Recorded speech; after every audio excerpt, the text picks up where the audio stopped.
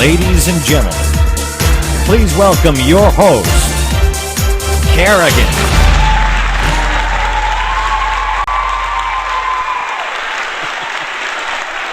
Welcome, everybody. Wow. All right. So,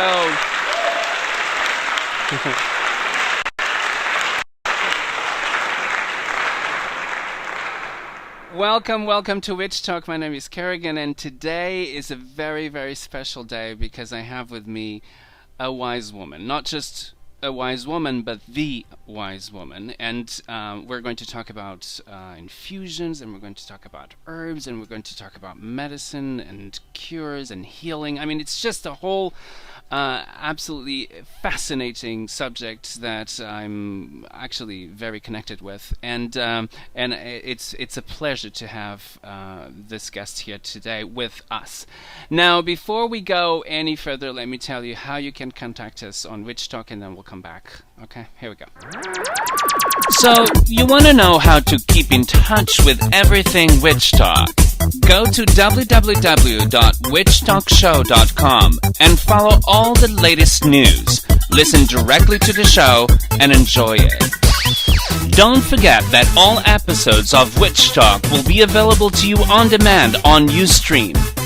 Click on Twitter, Facebook, or Google Plus on our own Ustream page and spread the word. Don't forget to join us on Ustream Crowd. Go to www.ustream.tv/channel/witchtalk-show. Do you want to be part of the show? Join our incredible conversations live on every show right here on Witch Talk. Witch Talk will air every Sunday at 4 p.m. Eastern Standard Time or approximately 9 p.m. in most Europe. Now, live in video, watch us on Ustream. Follow us on Twitter at Kerrigan, Kharagan, with an H after the K, or send us an email at witchtalkshow@gmail.com. Now, back to the show.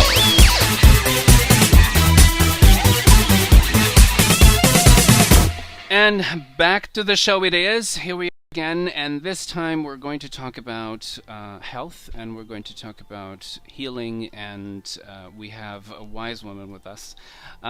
She is amazing, and I'm not going to tell anything more about it. Just listen to the introduction, and you will see what I'm talking about. Here we go. Susun Weed is the voice of the wise woman tradition, where healing comes from nourishment. She is known internationally as an extraordinary teacher with a joyous spirit, a powerful presence, and an encyclopedic knowledge of herbs and health. Miss Weed restores herbs as common medicine and empowers all to care for ourselves. Susun Weed is the author of the Wise Woman Series, recommended by expert herbalists and well-known physicians, and are used and cherished by millions around the world, including 5 titles: Down There, Sexual and Reproductive Health, The Wise Woman Way, New Menopausal Years, Breast Cancer, Breast Health, The Childbearing Year, and Healing Wise. Ladies and gentlemen, please welcome on Witch Talk today, Susun Weed.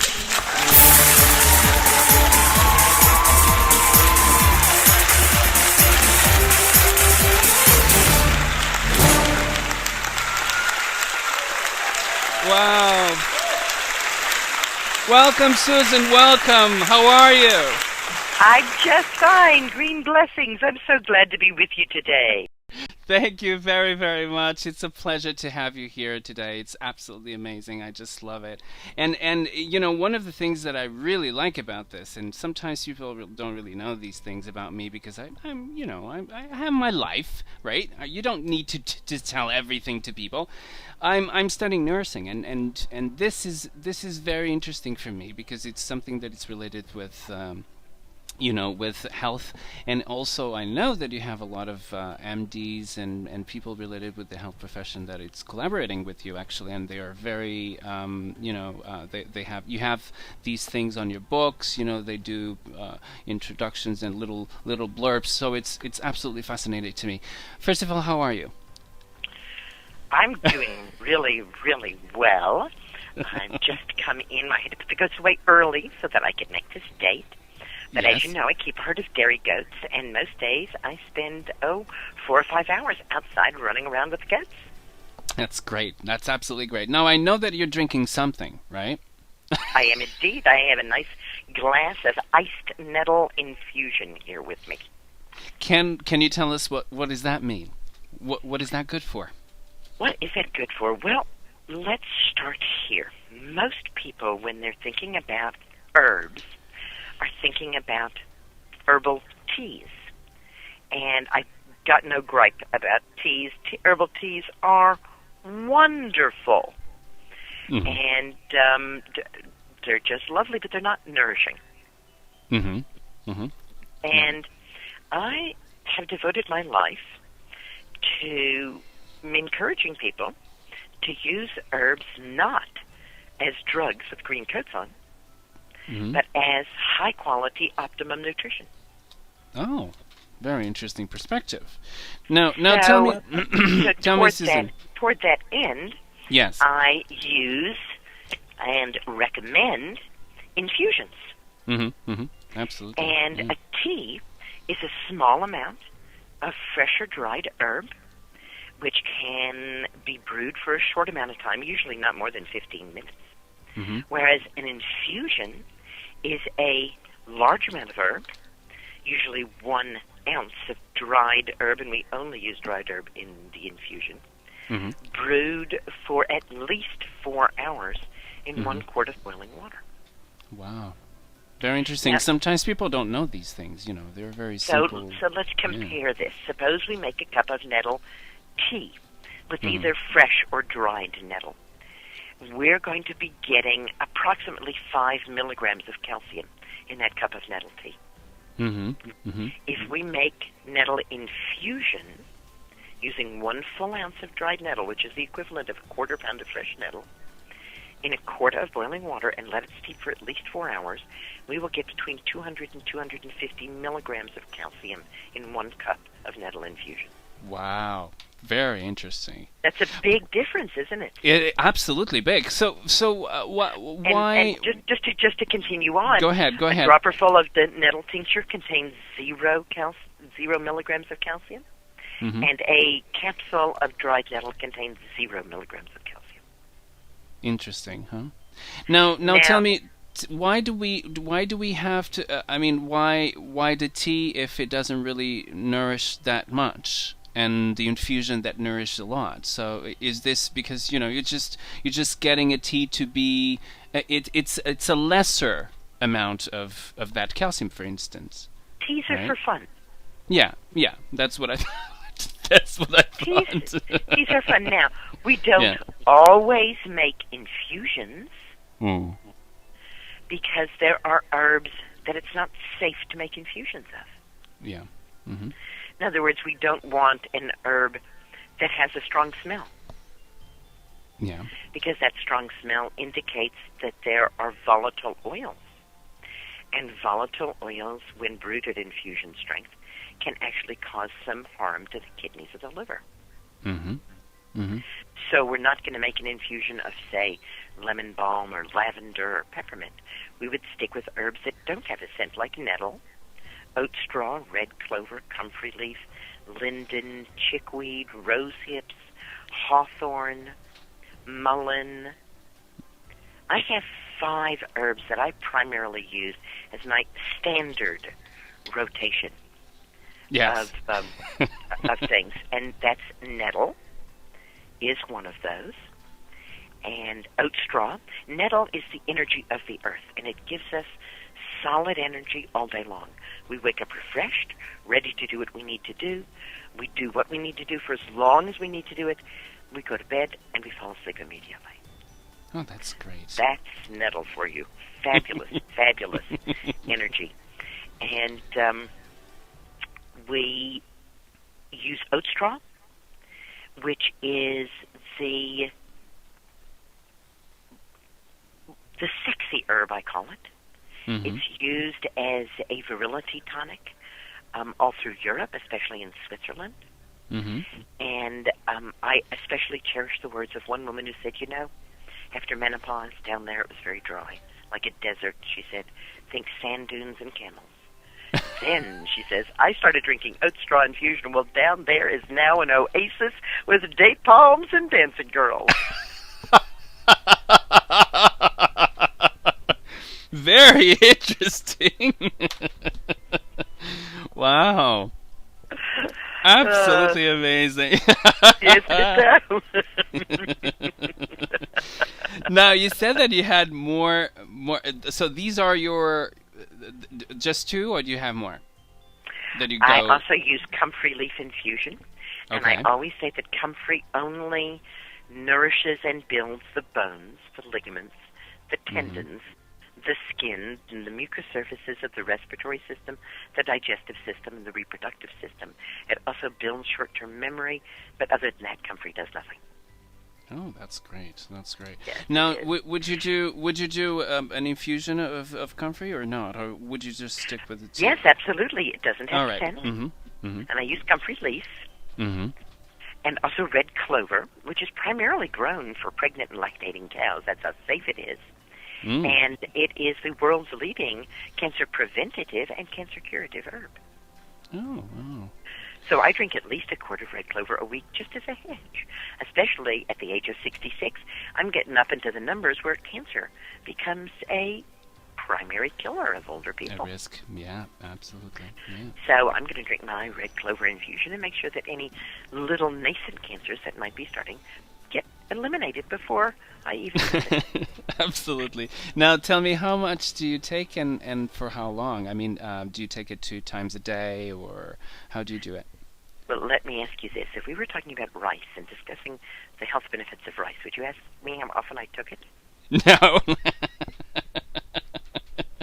We're talking about food here. Yes. Well, sometimes, let's know. not think of these herbs as drugs with green coats on. Yes, So, that's true. People so tend to do that. how often would you take rice? Well, I It would sounds take it. silly, doesn't it? You're laughing. Yeah, it does. Right. It does, I yeah. make at least a quart of nourishing herbal infusion each evening.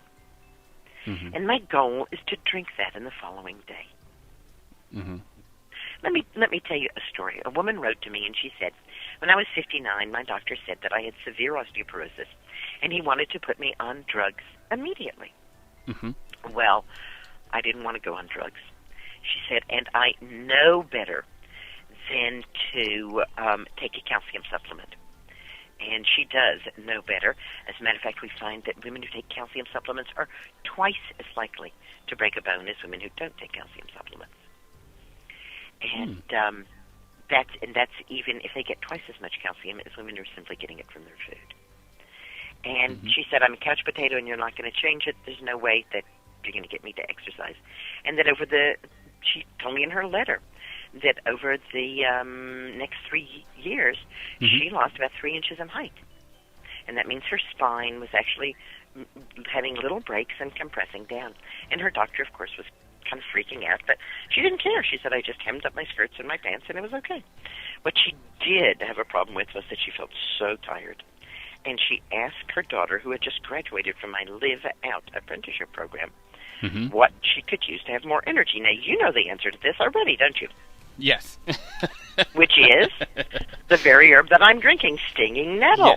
Yes. So her daughter got her 2-quart canning jars, bought a pound of nettle for her, weighed it out into 1-ounce bags, and then said, oh, Mom, all you have to do is empty one of these 1-ounce bags into the quart jar, fill it to the top of the boiling water, put a lid on it, let it steep overnight. Here's a little strainer. Strain it into the other jar in the morning, put it in the refrigerator, and drink it. Well, after doing this 4 or 5 times, she called up her daughter. A couple of weeks had passed, and she said, I feel like a teenager again. She said, I cannot believe the energy and the joy that I have. She said, does this weed woman have any other herbs I could drink like this? And so she told her about sexy oat straw and anti-cancer red clover, and really takes care of you comfrey, and linden flower, which is a wonderful anti-inflammatory. And she tried those, and she said to me in her letter, this became her routine. Sunday night, she made a quart of oat straw and a quart of nettle. Monday morning, she strained them and put them in the refrigerator, and she drank from those 2 quarts of infusion on Monday, Tuesday, and Wednesday. Wednesday night, she made another quart of nettle and a quart of red clover. And strained those on Thursday morning, put them in the refrigerator, and drank them on Thursday, Friday, and Saturday. And she said that on Sunday she took off. So she was drinking 4 quarts of infusion every 7 days. After 2 years, her doctor told her that her bone mass, she's now almost 65 at this point, told us that her bone mass was now better than it had been when she was 40. He, as a matter of fact, was completely flummoxed because he says there's nothing that you could do that would increase your bone mass like this. There's nothing that you could do. What have you been doing? And she said, I don't know. I haven't been doing anything. And she wrote me because she wanted to find out if it was possible that the infusions which she was drinking because they made her feel good could have improved her bone mass. Yes. Yes. That's amazing. I do have an online course at my Wise Woman University called Drink Your Way to Health with Nourishing Herbal Infusions. A couple of hundred people involved in that course. I don't have like start dates and end dates for my courses. They're just kind of come and share and enjoy and do the coursework as you will, as you wish, whatever works for you. And amazing things that people are saying about what's going on with drinking the infusions and the kind of results that they're getting. People who are finding that they don't need to take any mood-altering drugs, that their anxiety has been relieved by drinking the infusions, the depression has been relieved by drinking the infusions. One woman wrote in and said that she had gotten her husband, who's a diabetic, to start drinking the infusions, and within 2 weeks he had halved his medicine, and within a month his diabetes was completely under control. That's amazing. Very nice. Your food is your medicine. Your medicine is your food. These aren't drugs. These are simply high-quality foods. Because, you see, there are 3 different ways of looking at healing. There's the scientific tradition, which measures and fixes. Mm-hmm. The heroic tradition, which many people think of as alternative medicine, which cleanses and balances. Mm-hmm. And the Wise Woman tradition, which nourishes the wholeness of the unique individual.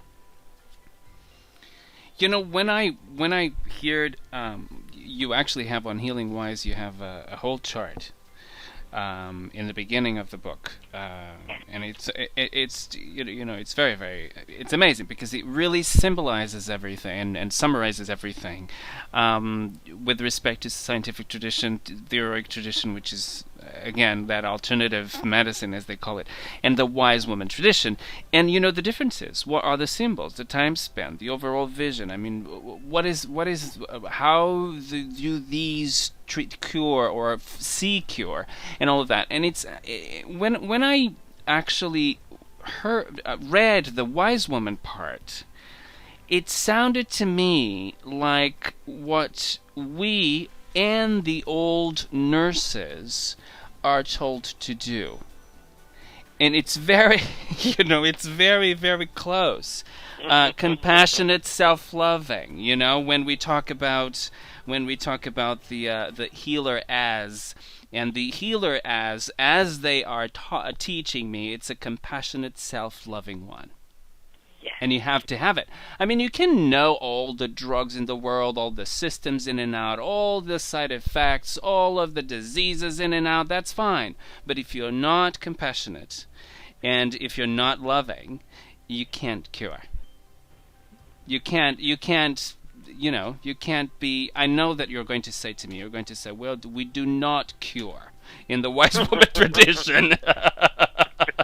Weren't you, Susan? You were saying that. We nourish wholeness.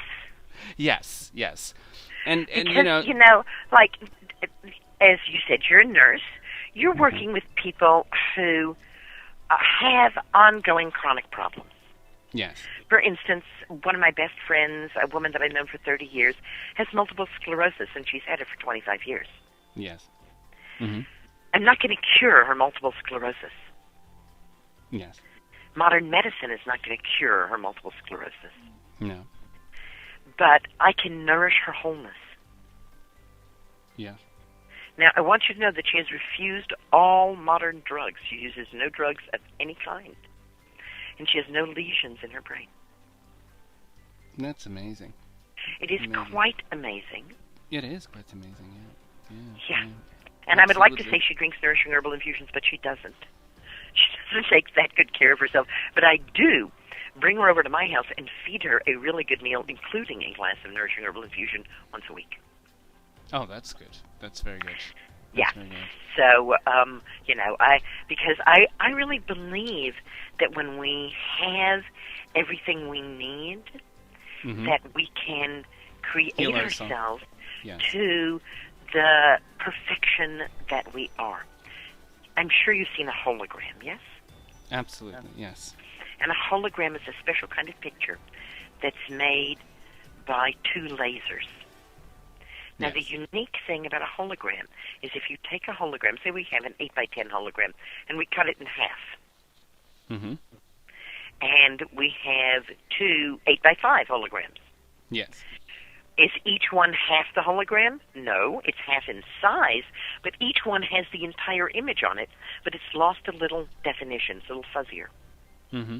Mm-hmm. And we can take those and cut them in half, and then we'll have 4 entire holograms, but again, we've lost definition. There's no point at which we ever lose the whole hologram. We just lose definition. Mm-hmm. And so in the Wise Woman tradition, what we are suggesting is that as you bring the pieces of yourself back together, you get more definition. Absolutely. Absolutely. Not necessarily freedom from multiple sclerosis. But, I said to her, if my body did as little for me as your body does for you, I would fling myself on the ground and have a tantrum. And she laughed and said, but you wouldn't be able to get up. Yeah. Yes. That's an true. attitude of wholeness, right? Yes. Yeah, that's true. Right. Yeah. That's not somebody who's, in the heroic tradition, people often berate themselves Mm-hmm. Mm-hmm. for their sickness. I had a friend who was a type 1 diabetic, and she got involved with the heroic tradition, and they told her that if she fasted and ate in a certain way, that she would cure her diabetes. She died. Of course, yes, type 1 is very difficult. Yes.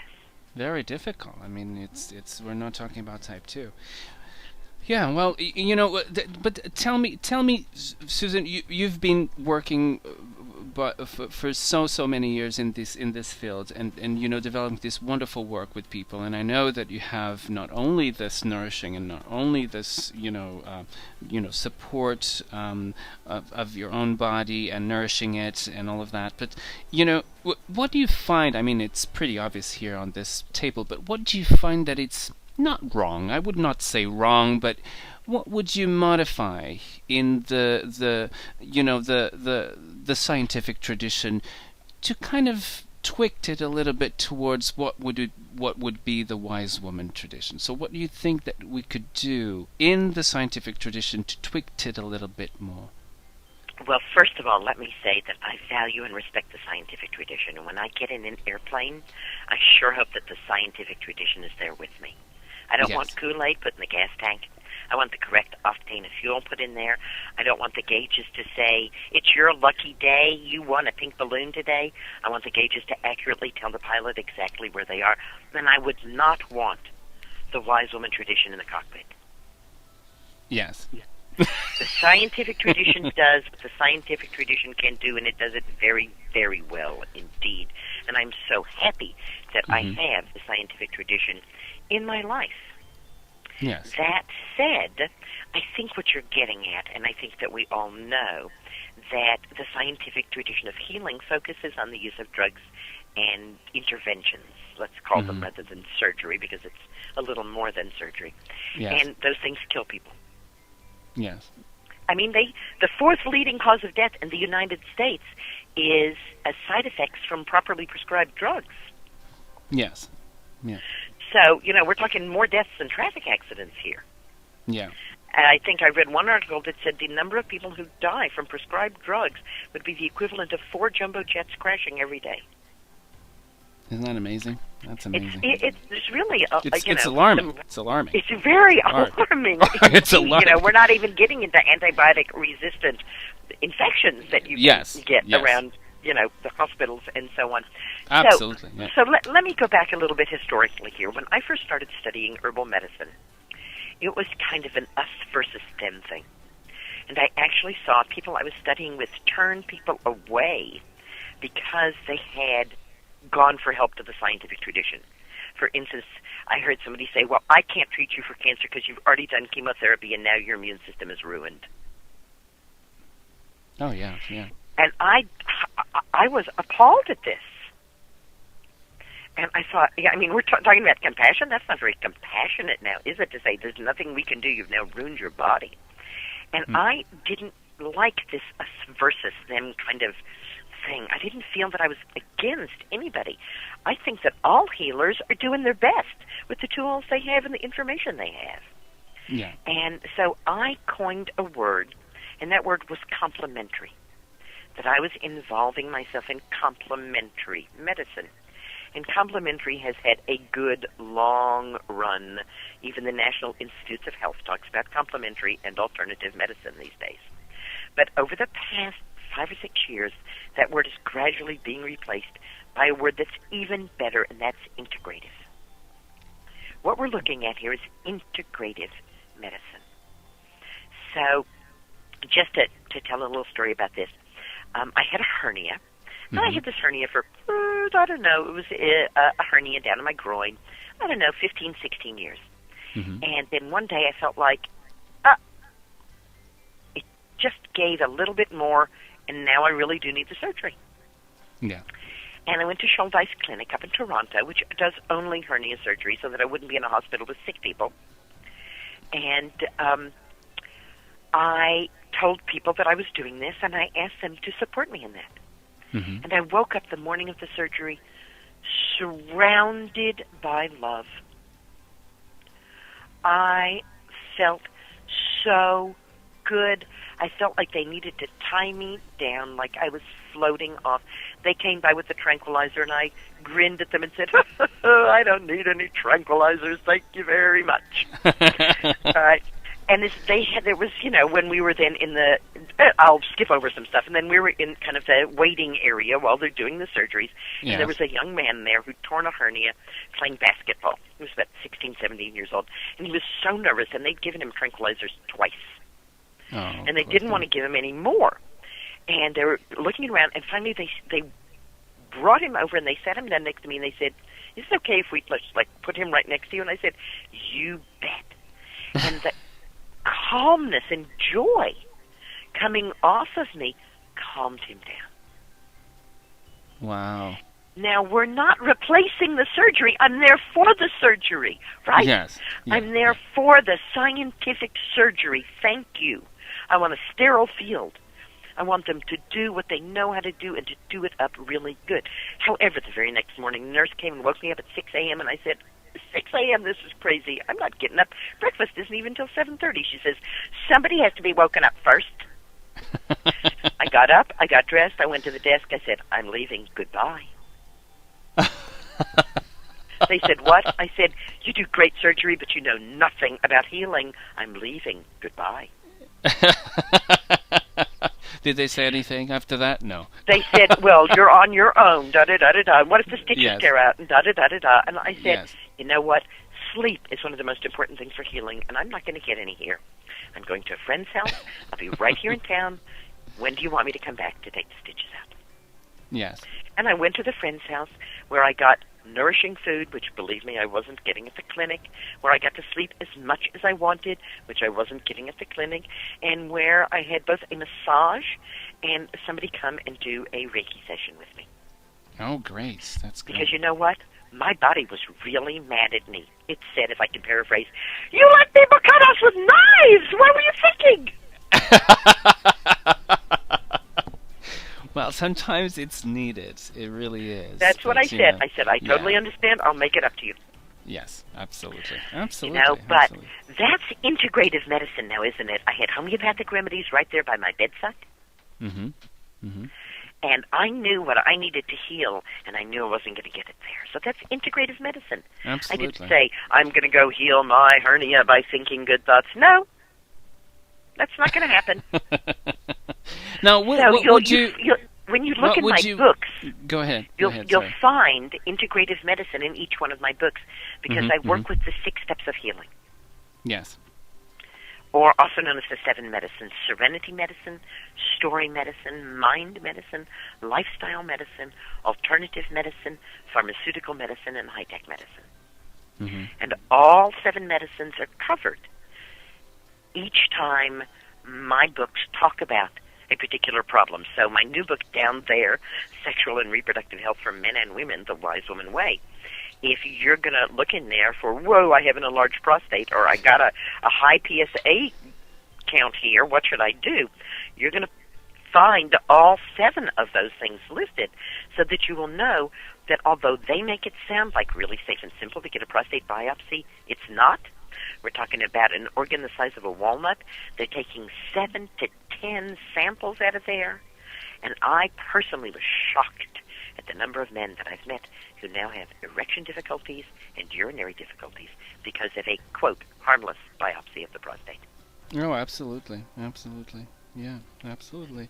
And sometimes biopsies, I really understand why or where they're coming from on that, and sometimes they really have to do it. But I do believe that sometimes it's really overrated. It really is. Like chemotherapy, it's overrated. Sometimes it's really, it's not needed that much, and I have oncologists who now will not give chemotherapy unless the person is going to take milk-thistle tincture, which so completely protects the liver that they can actually give the highest possible dose of the chemotherapy, get the best results, and leave the liver unharmed. Absolutely, yeah. This is integrative medicine. Mm-hmm. We don't say, oh, I'm going to think my cancer away and use some herbs. We say, hey, this kind of cancer responds to this kind of chemotherapy, and I'm going to integrate herbs with it to keep me well while I'm doing the chemotherapy. Absolutely, yes, yeah. Now, let's talk about a little bit about. I mean, you talked a little bit about you. Where did you begin about? When this all begins. We want to go back in Susun Weed's history and kind of figure it out when all of this began. I was born on the shores of Lake Erie. Yes. Then my parents moved when I was 2 to Dallas, Texas, where I endured for nearly 14 years by telling myself there were real people in the world even if none of them lived in Dallas. I escaped by abandoning high school and going to UCLA as a mathematics major with a specialty in artificial intelligence. Mm-hmm. After 3 years of college, I found myself in a course entitled Criticism of the Criticism of English Literature. Mm-hmm. And I decided that I was more interested in life. So I abandoned my search for artificial intelligence and set myself on a search for natural intelligence.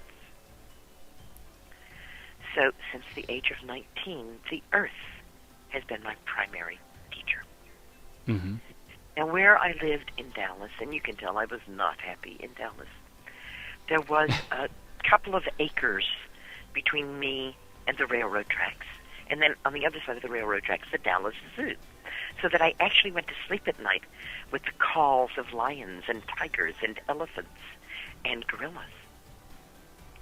And I think that this was very important, that these sounds were part of my young life and part of my sleeping, and that they opened dreamtime doors for me. And I would run away to this little couple of acres, which had a little stream and a cliff and a cave in the cliff, whenever life was too hard, which meant 3 or 4 times a week. I would run away to the woods and really nourish myself there. And, of course, as I grew up, that kind of faded away. But as I then moved into my early 20s and was a young mother, I really found that my heart wanted to reconnect with nature. And as I saw my daughter growing, I thought, wait a second. At this point, I had moved to Manhattan, to New York City. I said, this is not where I want her to grow up. I want her to grow up naked in the woods and the fields and the ponds. And so we came upstate, near to the area where I'm living now, near Woodstock, New York, in the Catskill Mountains. And she did have that childhood that I envisioned for her, of being out with me and learning about things. I was very interested in cooking. My parents were restaurateurs. And what I saw when I began to cook was that there's, basic staples of food, rice and potatoes and pasta and so on. And that what really makes it from one place or another is what seasonings you use. And so I became fascinated with the seasonings and has had as a goal to be able to recognize every plant used for seasoning by taste and smell with my eyes closed. And a wonderful man named Pete opened a big spice shop very near where I was living in Manhattan at the same time, and he had the same goal, and we loved to really try each other out and see what we could find and all kinds of new things. And I did miss him when I moved up to the country, but I had an opportunity to grow a few things for myself. And I had a little garden, and I planted some things. And well, lo and behold, not only did those things start to grow, but a whole bunch of weeds started to grow too. And I was lucky enough to get a copy of Ewell Gibbons' book, and to find out that the weeds that were growing in my garden were as useful, edible, and medicinal as the plants I was growing in my garden, and that they were, in fact, a lot easier to grow. And so I threw my lot in with the weeds and said, hey, I like this. I'm a pretty lazy person. I'm just going to grow weeds in my garden, and I will harvest those weeds.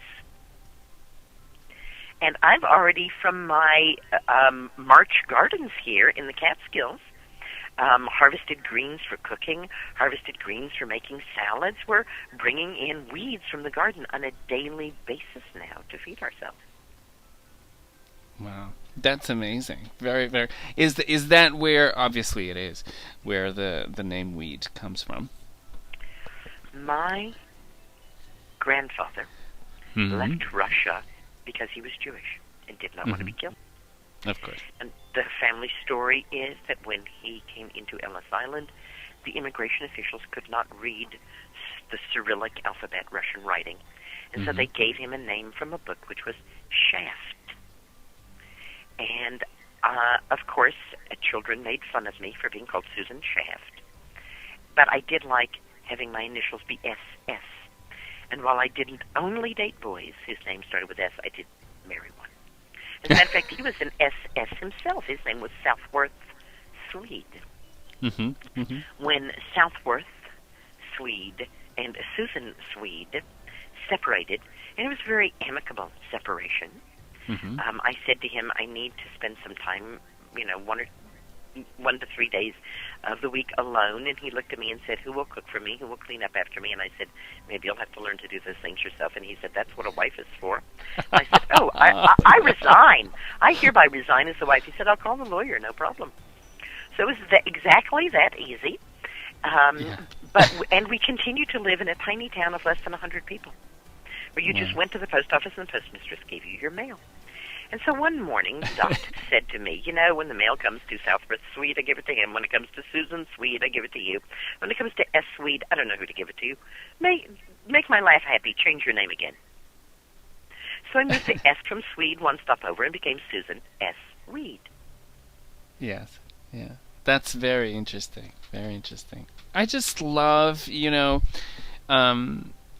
the way you explain things, because they're so it's almost like a storyteller. You're a storyteller, Susan. You really storyteller. Are. Absolutely. I could hear you for hours, and then you said, is the show just 1 hour, right? And I said, well, I don't know.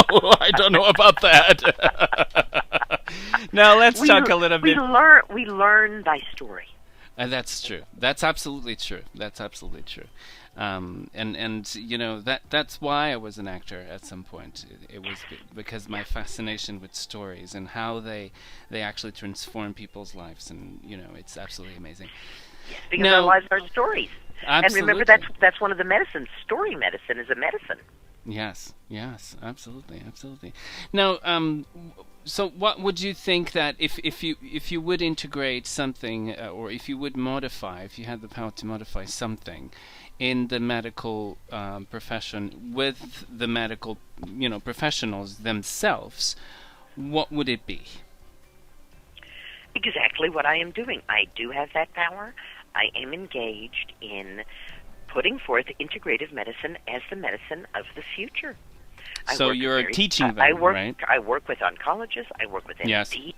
Yes. And we, are envisioning a future in which people get the safest care first.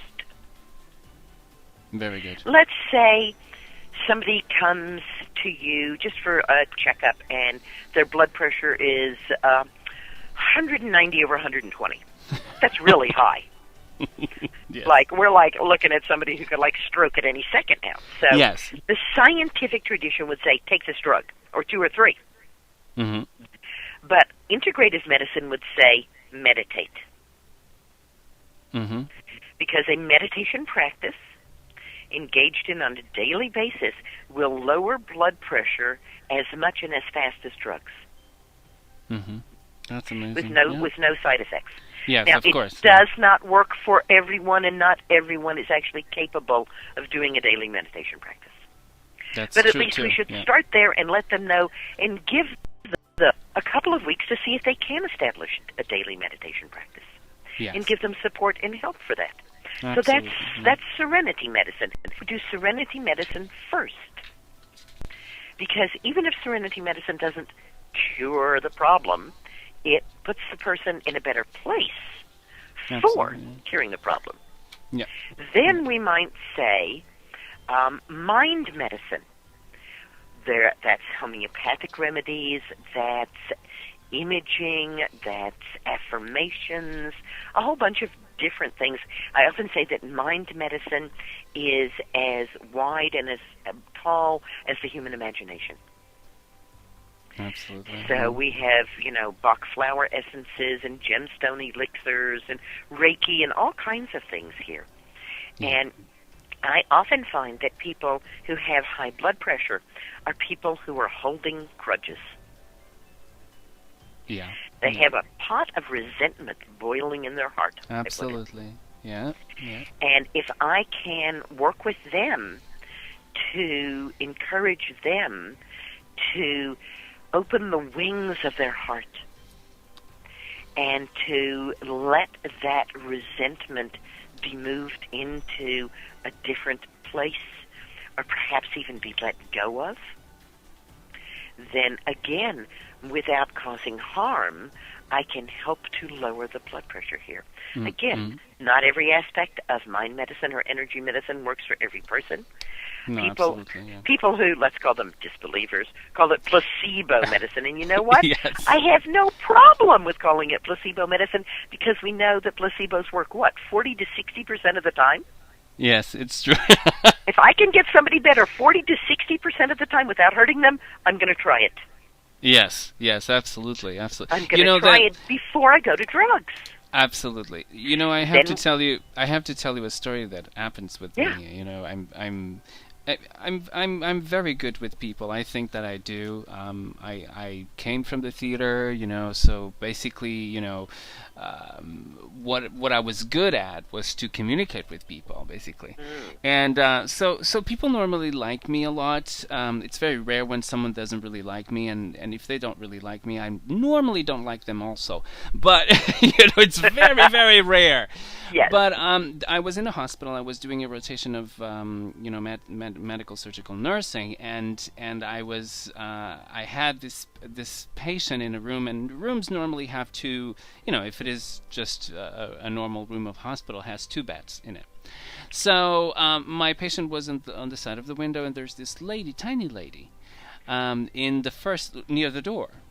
And when I came out, I did what I had to do with my patient. And when I came out, she called me. She said, in a very, very thick Italian accent, he said, I'm in pain. I have pain. Can you please call the nurse, please? Because I'm in pain. And I said, well, of course. And she had a sling in her arm, and she had a fracture. It was the third time that she actually had felt in the same day. Oh. And yes. Oh. Yes, and I said, sure, absolutely. And I figured out she's Italian. And I know that this might be a cliche, but I said, are you Italian? And she says, yes, but still, in that kind of pain kind of thing, that face of pain. And I said, oh, that's very interesting. Do you cook? Oh, yes, I cook. And I said, oh, okay. So what do you do for a dish on Thanksgiving? And she said, oh, I would do this. I would just, you get potatoes and you get this and you get that and then you do the soup and then you get chicken and you get this and you get that. And soon enough, I was like almost half an hour. She gave me the recipe. She talked to me about their children. I mean, everything. So how is the pain? And she said to me, what pain? Exactly. So obviously we gave her a little bit of Tylenol, but it was less than it was, and probably the dose that we had to administer was way less than it would be if she had called a nurse and have her look at her in the beginning. That's integrative medicine. Absolutely. That's mind medicine. You got her mind off the pain. Yes. Yeah. Engaged her in something that she was interested in. And, yeah, I mean, we could get scientific about it. We could actually measure her brain and say, look, her endorphin level went up. Absolutely. Because we know that does happen when we're feeling better. And when the brain is being charged with endorphins, we don't feel pain as much. Yes, that's true. So, I, again, remember I come from a hard science background. I was a mathematics major. I don't have a problem with science, but I don't have a problem with poetry either. Yes. Absolutely. Right. So we can't exactly measure the milligrams of compassionate care you gave. No, you can't. That's but we know that it is a medicine. And then, of course, so we had Serenity medicine and mind medicine and then lifestyle medicine.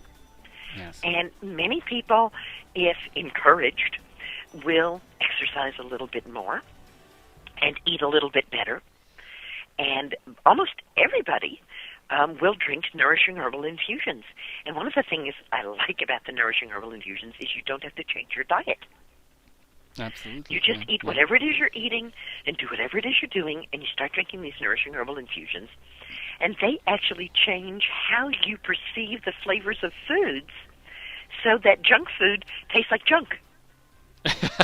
And you literally don't want it anymore. I have people, getting in touch with me all the time and going, how did that happen? I don't like the junk food anymore. What happened? It doesn't taste good. It doesn't smell good. It doesn't appeal to me. I said, now you're nourished. Yes. And once you're nourished, your tastes actually change, and especially minerals. And many people agree, and it's certainly something that I've focused on for many decades, with the idea that minerals, especially trace minerals, are very, very critical for the functioning not only of the senses, but also for the immune system and the hormonal system. And these are major systems in terms of how good we feel in our bodies, how good we feel in our lives. And when we start getting these massive amounts of nutrients that are available from the infusions, I just mentioned calcium, but it goes all the way down. You name any mineral or any vitamin, and you're going to find them present in each one of these nourishing herbal infusions that I'm talking about. In addition, they're loaded with protein, and I'm of the opinion that there is no upper limit on protein in the human diet. That the more protein you get, the better you're going to feel and the longer you're going to live. The difficulty being that most protein comes with a lot of fat attached. Yes. And the great joy about the nourishing herbal infusions is you drink a cup of nourishing herbal infusions, 5 calories. 5 calories, 20% protein, all the vitamins and minerals you're going to need. And wow, how do we get there? That's easy, isn't it? Yes. You know, the Vitamin Retailer Association says that your average American is spending between $100 and $150 a month on supplements. And that your kind of health-conscious American is spending between $250 and $300 a month on supplements, and that you're over-the-top, I'm going to live forever, oh my goodness, I have a terminal diagnosis person, is generally spending about $1,000 a month on supplements. However, no study has ever shown any health benefit from taking supplements. In fact, the largest study done to date looking at supplement habits of over 8 million people throughout Europe, Canada, and the United States found that supplement takers had no less acute problems, no less chronic problems, and did not live longer than people who didn't take supplements, but that every supplement had problems associated with it.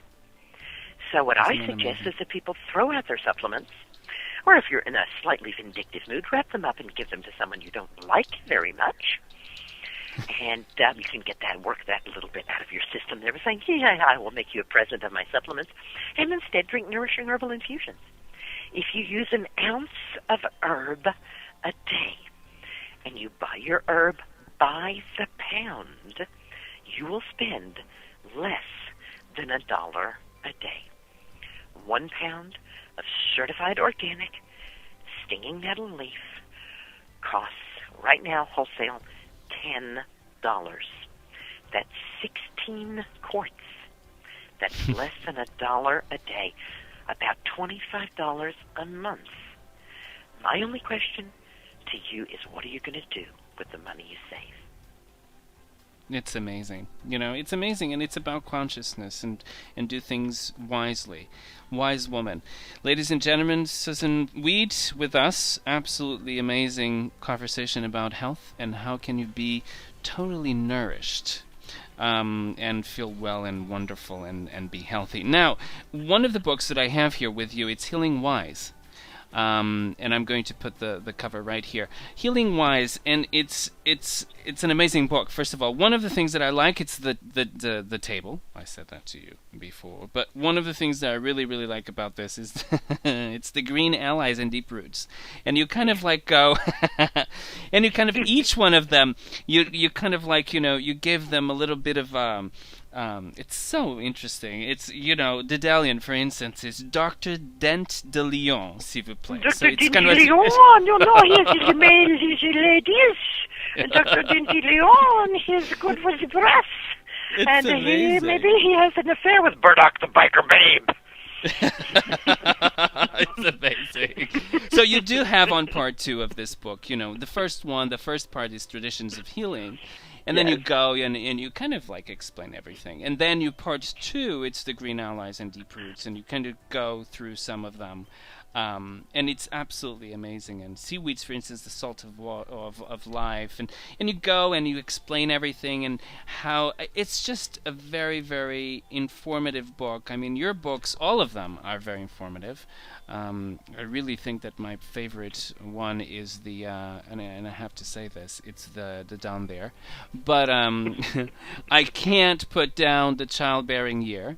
And for those who don't know, I want to be a midwife, so this is really kind of interesting for me, and it's absolutely amazing. But the down there is one of my favorites, not because it's really a very interesting book. You have all sorts of things. I mean, this is not just an herb book. All right, or anything that has to do with herbs. Just this is integrative. It's absolutely right. Because there's you have homeopathy, there's herbs, there's drugs, you have there's everything, surgery, including anatomy. You have anatomy in here, so that people know. Do you know how your uterus is like this? Here's a slice, Right and here. And this is how it. Exactly. And then you explain the various conditions, uterine fibroids, what it is and how you can get help and what can you do about it, and it's just an amazing thing. All of it, you go through all of it. And then everything below the belt, from hemorrhoids to prostate to ovarian cysts, all of it. Absolutely everything. I mean, and then I thought, well, I began to read it, and then I thought, I didn't look to the index, actually. I just went through. I jumped in.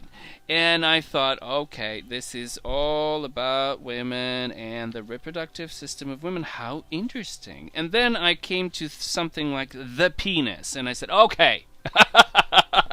Wow, it has men also. Here we go. And then it's just an amazing book because it's so thorough, and it gives you wonderful, wonderful advice on and information about what is the condition, and then what can you do about it.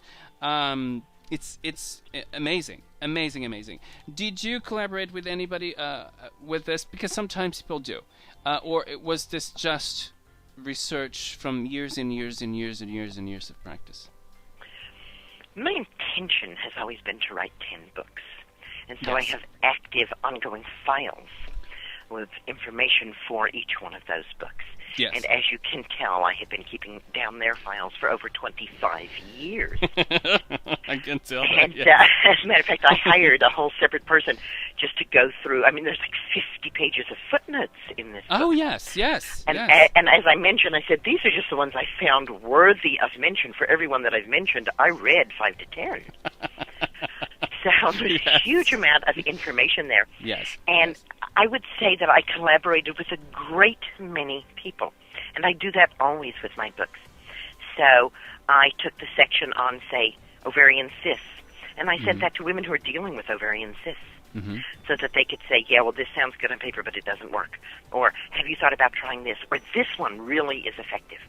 And for each problem, that is covered in down there, and there are hundreds of different problems, I have gone directly to people who are dealing with that problem and gotten their feedback. Also, of course, one of my friends specializes in working with incontinence. And I had her read over the incontinence section and give me advice about that, as well as giving it to people who were actively dealing with that. So I do my best to weave a web. None of us are alone in this, but as most authors will say, any mistakes are mine, and I'm the one that the buck stops at. And I also ask for the organs to speak directly to me. Yes, that's important too. So when I was writing about the bladder, and I would take an organ, and I would just work on that organ, however long it took. It took me 3 years of working 20 to 60 hours a week to complete this book. Oh, I believe. Yeah. And so, what does the bladder say? The bladder says it all goes round and round, but it comes down to me. Everything that happens comes down to me. I'm the holding tank. How much do you think I can hold? Absolutely. Do you think I can hold your rage? Do you think I can hold your resentment? Do you think I can hold your fear? Do you think I can hold these things? When you put them in me, I'm going to react. And so each organ, has its say there. And, I had no problem, to tell you the truth, doing testicles. It was just easy to hear the voice of testicles. And I had no problem at all doing prostate, because prostate is just a uterus. It starts out life as a uterus, and then it doesn't get to become a uterus and has to be a prostate. Yeah, absolutely. But I really was like gape-mouthed when it came to penis. I'm like, I'm not sure I can hear the voice of penis.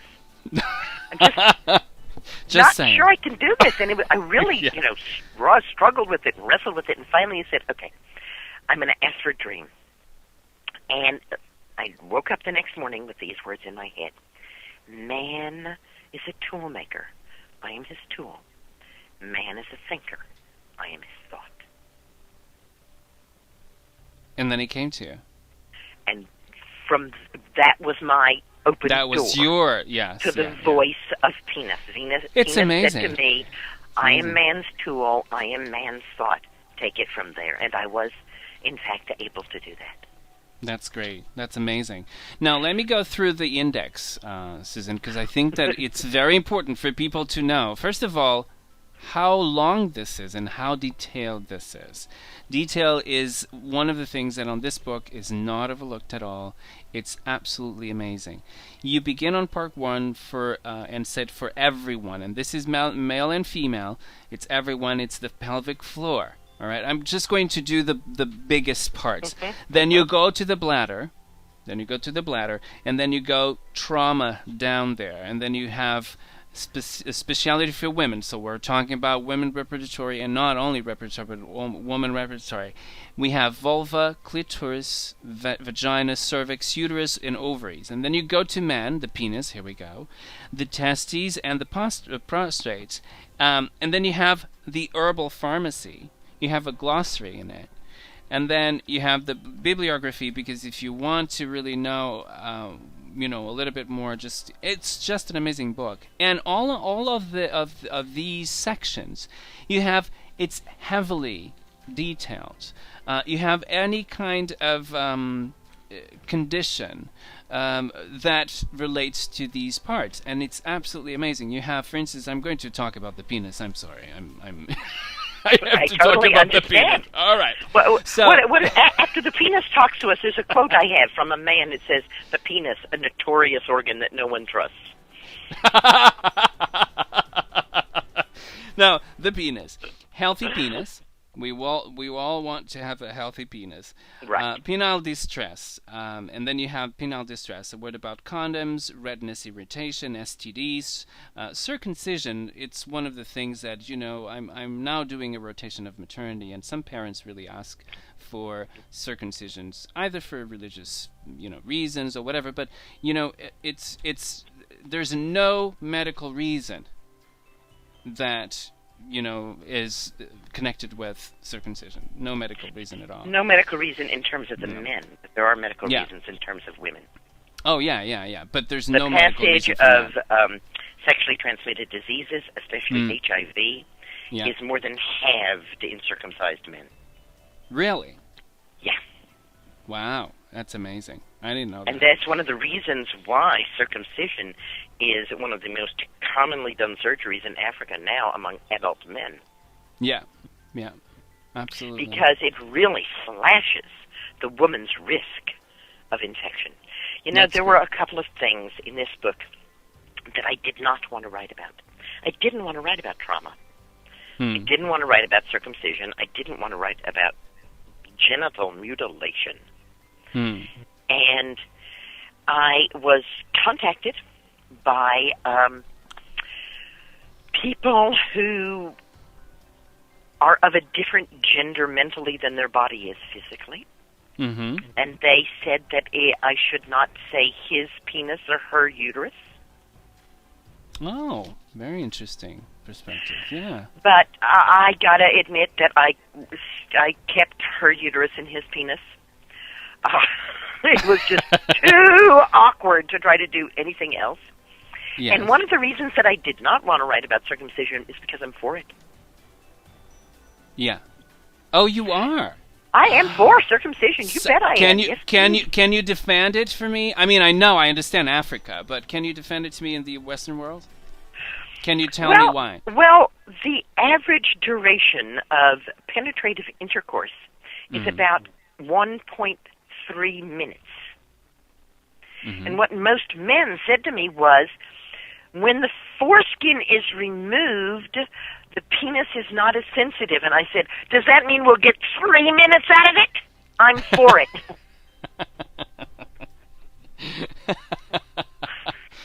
Wow. Well, but the thing is that what about in terms of your experience and what people told you? I mean, is there a big difference in terms of disease or anything else that would arise in the penis? That is there a difference between circumcised penises, not circumcised penises, as far as disease is concerned? Well, there's certainly a difference for the man involved. Yes, of course there is. Right. On the other hand, lots and lots and lots of women get their ears pierced. That's true. And there's no medical reason for getting your ears pierced, now is there? No, absolutely and yet not. they do it. How come? Well, it can be an aesthetic kind of, I don't know. Well, you know what? I got to say, for me, there is an aesthetic reason. Ah, all right. Okay. That's fine. That's fine. And it's simply personal, and as I said, I really, I wanted to maybe I can just avoid doing this, but you can't. You can't. So I give equal time to those who say don't do it, and then I give some time to those who say let's do it, and I talk about remedies that could be used if you decide you want to do it. It's such a personal decision. It is a personal decision. And it is not mutilation. And it is certainly in no way comparable to having your clitoris cut off with a rusty absolutely not. No. Lid or a broken Coke bottle. No. And I get really incensed when people say, oh, well, circumcision is just like genital mutilation. I'm like, it's not. No. It really isn't, because the desire is not to mutilate here, whereas with women, it is really mutilation. Yeah. So what can I say? Let's go to the good news for girls and boys. Oh, yes. Because there is some real good news that I have to share. The one on the news. The good news for boys is pizza prevents prostate cancer. Oh. Now, that even cold the next morning, it prevents prostate cancer. And if you really want to get your money's worth in terms of prostate cancer prevention, extra garlic and anchovies. Oh. Garlic and anchovy. The tomato sauce, the garlic, the anchovies, all super powerful cancer preventative substances. Eat your pizza and enjoy it. And I always give the good news for boys first, because I hope that you'll be so happy about the pizza that you won't mind the good news for girls, which is the clitoris is the only anti-senescent tissue known. The clitoris, once it achieves maturity, never ages. The clitoris of a 95-year-old woman still has the same orgasmic capacity as the 15-year-old woman. Very interesting. Wow. So that's real good news for us girls, and we hope you're happy with you're happy with your pizza. Yeah, that's really I guess that because we have had a lot of pizzas. We can't say the same thing about the penis now, can we?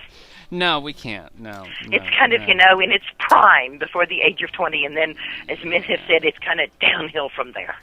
Oh. So, well, and not... but we can deliver until we are very, very old. So that's right. And as I say, the truth of the matter is that penetrative intercourse does not hit the top of any woman's list of sexual intimate encounters. Yeah. Well, yeah. Well, I guess. Just, not that it's unbearable or dreadful in any way, but it's not like if you sit down with a group of women and say, hey, what really turns you on? What do you think about? What are your fantasies about? They're not about penetrative intercourse. It's not on the list. No. It's somewhere on the list, but it's not on the top part of the list. It's like, oh, I love it when he, touches me this way, or, like I have a cartoon. The older man and older women are sitting on the couch, and he says to her, I was thinking maybe I'd do the dishes, and then we could go to bed. And she says, oh, darling. And he says, your come online has to change when you get older.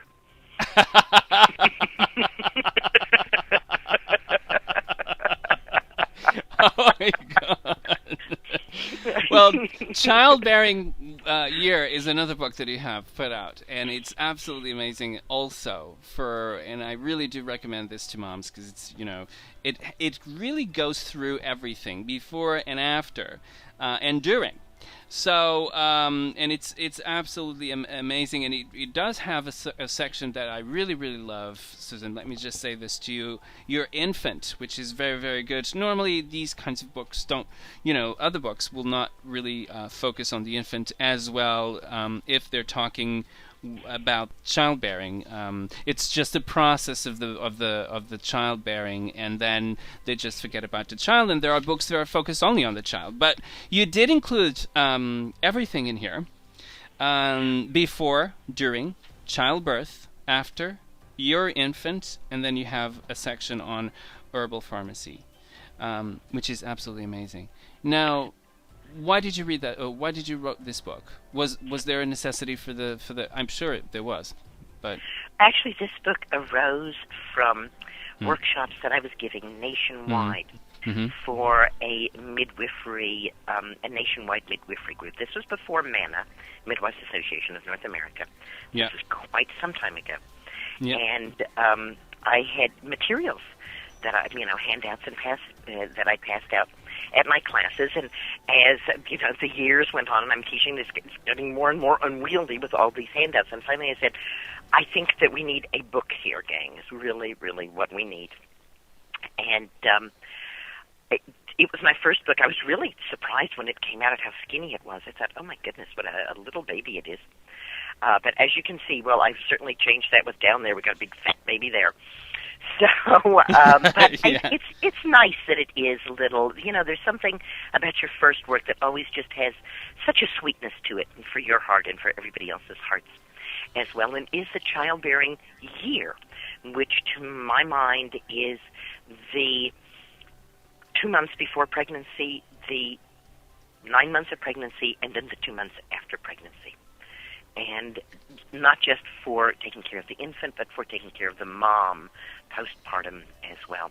And I'm so glad that in the intervening years, between when that book first came out and now, the ranks of doulas have really, really swelled in the United States. It's There's true, so much yes. wonderful doula care available now.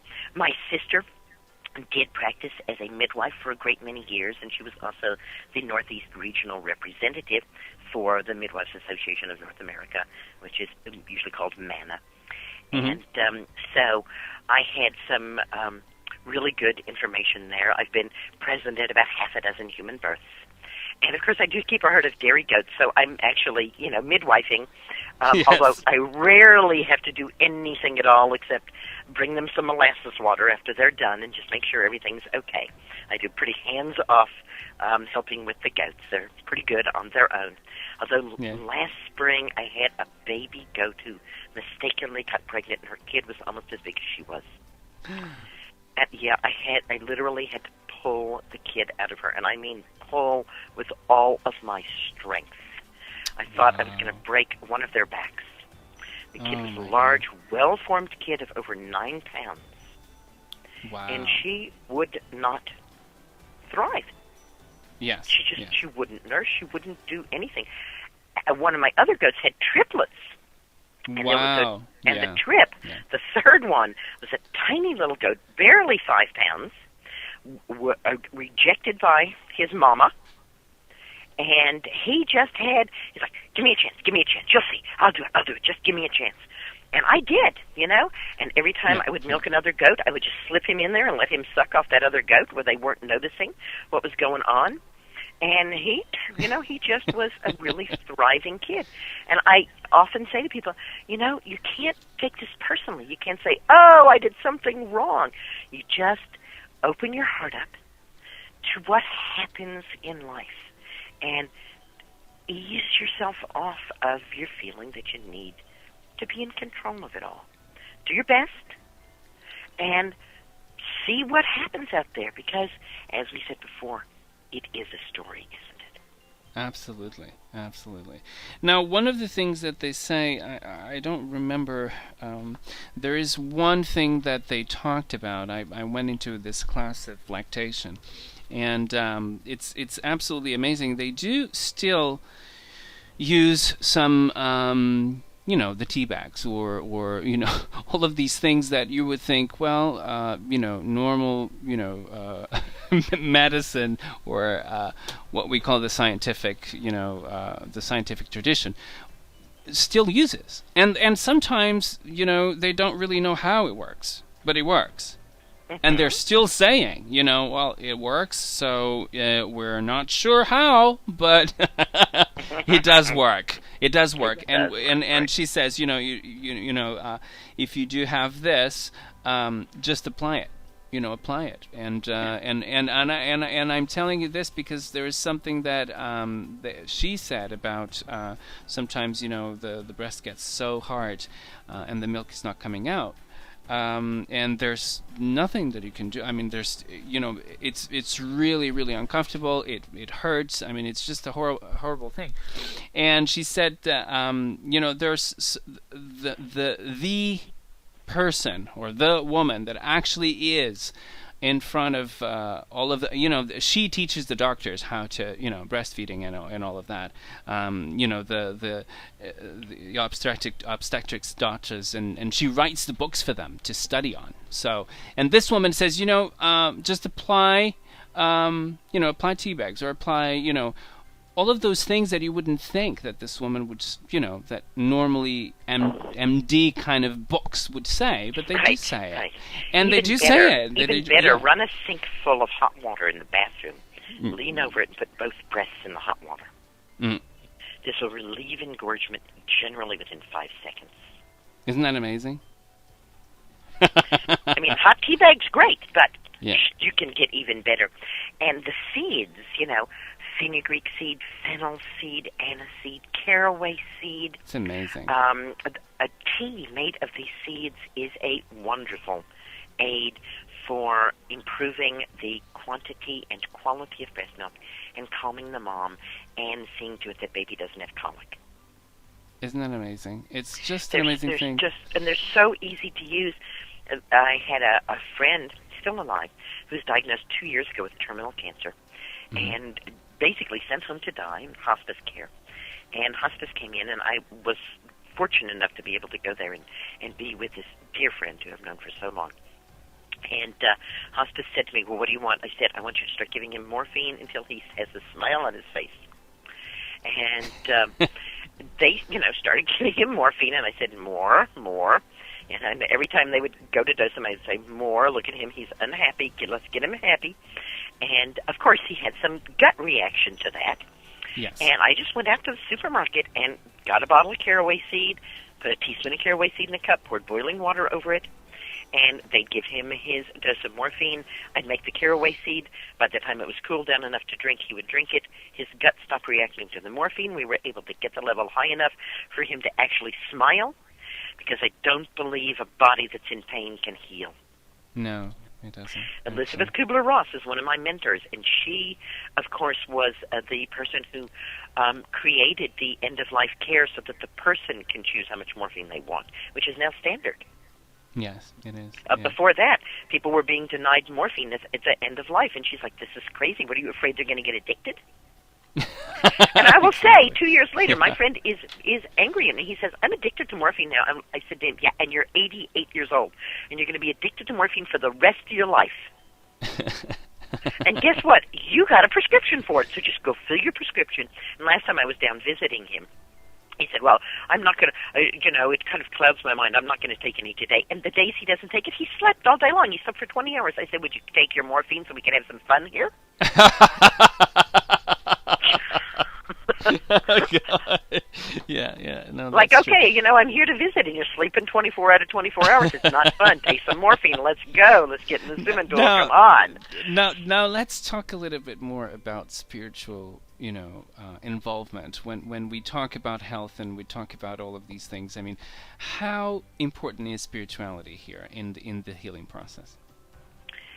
Back in the 70s, I went to the first Goddess Festival in Boston, and all of my heroes were there. Zsuzsa of Budapest was there, and the people who wrote, all the books I was reading, they were all there. Barbara Walker was there, It's like, oh my gosh. And I was just like, I was just so thrilled, right?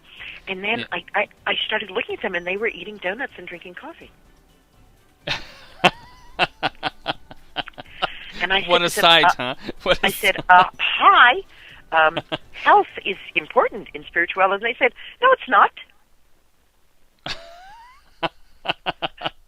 And so, that gave me like a real kick in the you-know-where to really integrate healthy ideas into the goddess movement. Yes. And I think I've been fairly successful with that. Oh, absolutely. That most people in the United States now involved in the goddess movement or involved as witches actually think that being healthy is an important aspect of it, and they're right. Absolutely, yeah. It is. Because of course it is. There are many, many different patterns and ways to be with the goddess, to be a witch. And when people say, well, what's it all about? I said, well, you ask 10 different witches, you're going to get 10 different answers. But there is one thing that we all agree to, and that is that all things of pleasure, beauty, and love are in honor of her. Mm-hmm. She, unlike Jesus, does not want us killing people. Yeah. And I got, nothing against Jesus the person, but I got to say, a whole heap of misery has been dumped, especially on women, in the name of Jesus. Yeah, it's true. And the goddess says very, very clearly two things. One, you honor me with pleasure and beauty and love. And two, if you're looking outside yourself for the source, you're looking in the wrong place. Mm-hmm. Mm-hmm. The Absolutely. source is within you. Now, those two things, and there's a third one, which is whatever you do comes back to you. Mm-hmm. Those three things I consider the three kind of guiding principles of all witches, no matter how different they are. And you and I are very, very different in our practices. Mm-hmm. Mm-hmm. I'm a Dianic witch. I work only with women. Mm-hmm. I was initiated as a high priestess by Susun in Budapest. Mm-hmm. We don't have, tests that have to be taken or levels or so on like that, whereas the tradition that you practice in does have those things. Yes. And yet we agree on those three basic principles. Mm-hmm. Mm-hmm. Absolutely. Absolutely. But now, tell me how important it is. I know we are trained as nurses to respect all, paths of life, all cultures, all religions, and provide to the client or to the patient. They call it client. Always bothers me, client. It bothers me a lot. There are people but who are very bothered by patient. When I wrote breast cancer ? Breast health ! Really? Patient? Oh yes, people said I am not a patient. I'm not a patient, and so I, created this idea of dancing with cancer. The dancer. Dancer, yes. The dancers, so I called them the dancers. I do listen to the. Even though I say he, his penis, and her uterus, I do listen to people. I can't always give them what they want, but I do my best. That's true. So so let's just call it. I don't know what to call. Well, all right. So the patient. It doesn't matter. We can't really make everybody happy. So right, exactly. The patient. And one of the things that they really say is that you really have to respect their religious, path, because it's very important for them to be comforted by it. And then as a practitioner of traditional witchcraft, that to me it's very important, and I believe that that's important. When you do believe in something, that you have the opportunity to be with someone that will provide you a little bit of comfort, and to have or to practice a little bit, or to give a little bit of a talk while you're in the hospital or whatever. So I always thought about that until I saw what they did. Do you know what they do? They come in, and I don't know which sect of the church was this, but I know that it was some kind of Christian, offshoot of something. And they come in, they say, they open a book, they put the thing around the neck, they open a book, and this is a woman, so I don't think that this is Roman Catholic. So they open the book. I think you're right. Yeah. Yes. They open the book. They say blah blah blah blah blah blah. They say something, and then she says blah blah blah blah blah blah blah blah. They say something, and that's it. Close the book. Thank you very much. She goes away. So that's the comfort of religion. And I thought, this is really not right. I mean, if the person is okay with it and that suffices, that's okay, that's fine. But when you look at them and how they react to what this woman was doing, and it's also, you can see that it's a mechanical act. They just kind of get it because they always did it, right? They don't think about it. They just mumble it. And you think, this is not religious comfort. It really is. This is not what it's called, religious comfort. Let's give them another comfort, that it's not religious. And one of the things that I like to do, it's to be there with them. They don't know what I do. They don't know I'm a witch. They don't know anything about me. They just know that I'm, a student nurse, and that's basically it. That's as much as it is. But for some reason, they kind of almost like there's a connection. And it doesn't mean that it's anything religious, but I'm sure that when I touch them or when I'm with them, that's comfort. And that's probably religious comfort. They don't know it, but it is. You know what I mean? So it's very strange, this religion thing. Well, religion is often said to be the formalized practice of spiritual beliefs. Yes. Whereas I believe that you, and I know for certain that I am not involved in religion at all. Mm-hmm, I'm involved in spirituality. Yes. Sometimes I really very believe different that. thing. And Yeah. comfort, well, comfort is where you find it. But I don't personally believe that there's some mastermind who did it all and has my best interest at heart. I think if there was a mastermind who did it all, the mastermind has gone on to the next project, as any mastermind would. And that I'm pretty much on my own. And I don't find that alarming or problematic in any way, because I know that on my own means that the friendships that I have are the ones that I build. And as a witch, one of the things that attracts me to being a witch is the idea that my spirituality can be used for effective action. Absolutely. I don't know if you remember the horrible gypsy moth trees. So there was one year where in July it looked like winter. All of the leaves had been eaten off the trees. And when Shoshana came to teach here at my Wise Woman Center, I said to her, we've got to do something. We've got to do something about these gypsy moths. And she and I went up a nearby mountain, pretty high, for the Catskills, and we cursed the male gypsy moths that half of them would be infertile.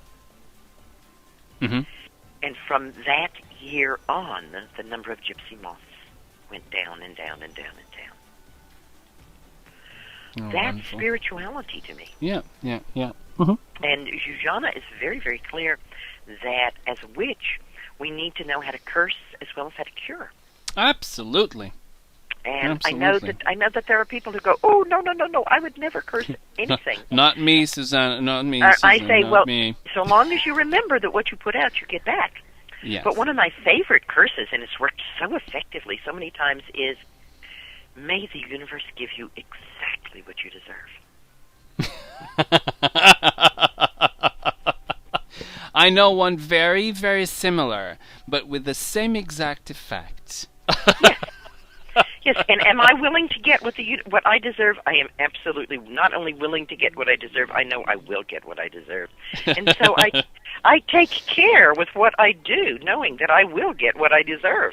Absolutely. And it's about responsibility, and it's about, what you put out and all of that. But it's, I just loved, I had Shoshana for two times on Witch Talk, and I'm hoping that I get her again. I talked to her, and she said that she would be willing to come again. And one of the things that I really love for her to talk about, all of the things are fantastic, but, I love, she's another storyteller. See? Yes. Another storyteller. So it has, as an actor, I probably know these things. I recognize the cadency of the speech. You do have a cadency of a storyteller. Susanna has the cadency of a storyteller, and many other people have this.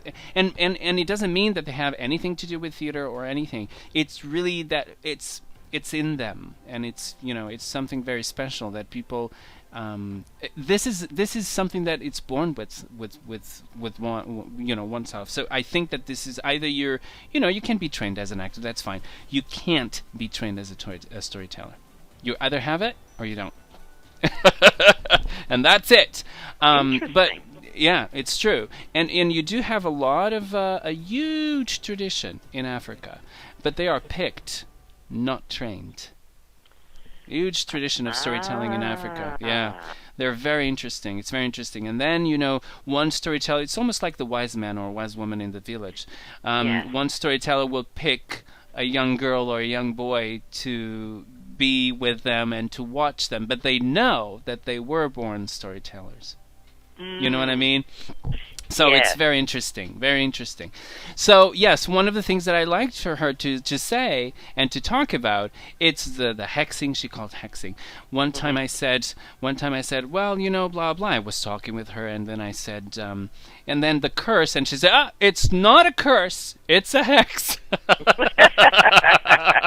And I said, oh, okay, I'm sorry. Sorry. There's a difference between a hex and a curse. And I learned from Budapest that there is a difference. And so it's very interesting, and her life is absolutely amazing as yours is. And,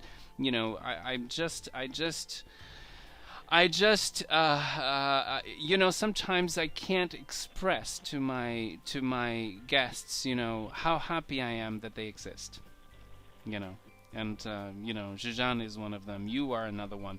And there's so many women and men in the pagan community. They're absolutely lighthouses of the boats that we navigate in. How beautiful was that? That was very metaphorical, but it's true. Very metaphorical. You're a light, I love it. But you are a lighthouse for so many women and for so many men. I'm sure that men write to you saying, oh my, I really learned a lot, about... Are men going into workshops, Susan? Especially in terms of herbal medicine, what has been consistently true is that about 98% of the students of herbal medicine are women, and about 98% of the practitioners of herbal medicine are men. Wow. That's amazing. So basically what I find is that women understand when I say that herbal medicine is people's medicine. They don't want to have a license, and I am absolutely against licensure for herbalists, because they don't want to set up in practice or a business. They want to know about herbs for themselves and for their families, because herbal medicine is people's medicine. Absolutely, absolutely. Now, if you can, I know that I always have a difficult question for my guest, and this is yours. So, if you can summarize, in very few words, what is important about the use of herbs to heal and to nourish, what would you say? How would you summarize this? Which is basically, I'm asking for you to summarize all of this. All of the books in one little paragraph. As I've said, herbal medicine is people's medicine. There are over 100 YouTubes of me and my granddaughter going out, encountering plants, and making things. Cute. And these YouTubes start when she's not yet 2 years old, and she's helping me harvest dandelions. Yes. And she's now 4, and she still goes out and picks plants with me. And so, to me, when I say that herbal medicine is people's medicine, I mean that it is our birthright. Yes. Herbal medicine exists right outside your door. It's not something strange or arcane or difficult. It's not something you have to study or get a license for. Any 2 or 3-year-old can learn to recognize and use plantain. And wow, their children are wonderful in terms of their desire to work with the plants and their retentive memories. When my daughter was very young, she went out with me mushrooming, and sometimes people would say, "You're gonna let that little girl pick mushrooms?" And I said, "Oh yeah, before I let you pick them," I said, "because she's observant and she's close to the source down there. So she's going to notice things that you wouldn't notice. Yes, absolutely. She's so cute. I thought that I saw one of the videos with you, and you're doing again an infusion, and she can't speak. She's just saying, what children do say on at that age. It's like which is like blah, blah, blah, blah, blah. But it's so cute. cute. Yes. Do you remember which one is it? It's amazing. You have this huge container, and then you have the herb in it, and then you just pour a kettle of warm water into it. Boiling water. Boiling water, yes. And it's, I don't remember what herb is, but she's sitting at the table. And she's babbling, and you're explaining, and you're doing this and that, and then explaining what you're doing and talking to her. It's just so cute. It's wonderful. So wonderful. That's how I would sum it up. I would say herbal medicine is people's medicine. Yes. Be relaxed and at ease with it. Enjoy it. Yes. And easy place to start is with first aid, and again at my Wise Woman University, I have an ongoing class on herbal first aid. We haven't mentioned my book, New Menopausal Years, The Wise Woman Way. Oh, yes. A Bible of over 1 million women. And I do have an online course for menopausal women. And part of that is just, to be in a group of like-minded women who are saying, hey, menopause, this is not a medical problem any more than puberty is. This is especially a place where we need to understand story medicine and how effective story medicine can be in changing how we experience things. So that when I remind women that when we lived in the savannas in Africa, that there were hyenas and jackals who would come and take away the children, and that someone had to get up frequently during the night to put wood on the fire to protect the children. And that this was the task of the menopausal women. Suddenly waking up 6 times a night becomes an important part of the community, not a personal problem. Absolutely. Now, there is a question on the chat room. Ivory Witch is asking, I have the answer. If the in the index of your book down there is mentioned the Bartholin glands and Bartholin cysts, yes, it is. It's on page 138 on the on the vagina part. So yes, there is. Yes, there is. It is addressed. I don't know if there is anything that it's not addressed on this book. I mean, it's just amazing. I really highly recommend. As you say, each chapter starts with the healthy organ and then the distresses of that organ. Well, guess what? There are no diseases or distresses of the clitoris. So I had to just spend the whole chapter on the clitoris discussing orgasms and how to have orgasms and how to have better orgasms. Which is also important. We want women to be happy and, all of that. So it's absolutely amazing. Did you do the same for men? You didn't do the same for men, Susan. You didn't talk about that. I've never yet met a man who didn't figure out on his own how to have an orgasm. It just seems to be kind of obvious to most men, to all men. It's true. And hey, I'm willing to hear if there's some man out there who says, no, somebody had to teach me how to have an orgasm, but it is not obvious to women. Yes, it is. Sometimes a third of women reach the age of 20 without having an orgasm. That's true. That's absolutely true. So women really do need other women to say, this is what you need to do. This is how you do it. Absolutely. It's, and if women say, oh, there must be something wrong with you, there's nothing wrong with you. No. You just need the instruction manual. Yeah. And hopefully down there, Sexual and Reproductive Health for Men and Women, The Wise Woman Way, is your instruction manual. I gave a talk down in Long Island at this nice witchy bookstore. And the woman who introduced me said, now, I want you all to know that I'm a multi-orgasmic woman, and I've, always had great orgasms. She said, but I read this book last night, went to bed with my husband. I had 8 of the strongest orgasms I've ever had in my entire life in this book. So, what can I say? We really got the goods there. Get the book. And, I run an abundance-based business. We give away as much as we possibly can. Yeah. So come and visit me at SusunWeed.com. Now, I keep the Sun in Susun, but my daughter, who's my web mistress, bought Susun Weed and Susan Weed. So Yes. spell it or misspell it, come and visit SusanWeed.com. You're going to be there. Yep. You'll find Weed, lots and lots Susan. of free information there. And if you want some more, we have lots of ways for you to get more. Live-in apprenticeships, live-out apprenticeships, correspondence courses, online courses, books, CDs, DVDs, MP3s, you name it, we probably got it. YouTubes, all that good stuff. We're here for you, trying to make herbal medicine your medicine. Let me just go through it, because it's very important that we go through it. Your website, it's absolutely amazing, has so much information. You have YouTube, you have a zine, articles, I mean, you name it. Weblog, forum, radio, I mean, it's absolutely fantastic. And if you want to talk to Susan, you can actually contact her through the contact. And then you have the bookshop, you have the calendar. This is the thing that I wanted to talk about, because it's very important. I want to talk about the Wise Woman Center and the 2012 schedule of events for this Wise Woman Center. It's in Woodstock, New York, workshops, and it's you have a lot of things. I mean, you're all set up until December of 2012, which is amazing to me, that people can think that far ahead. It's absolutely amazing. Now, there are people coming from London. There are people, speakers.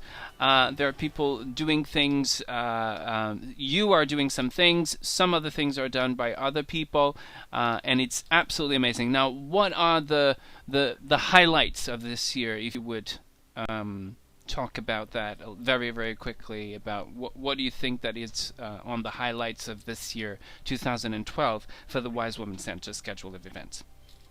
The highlights of this year are, first of all, Zsuzsanna Budapest is going to be here the end of May 25th, 26th, and 27th, and she's going to be doing a class called Goddess. Yes. Get the goddess in your life.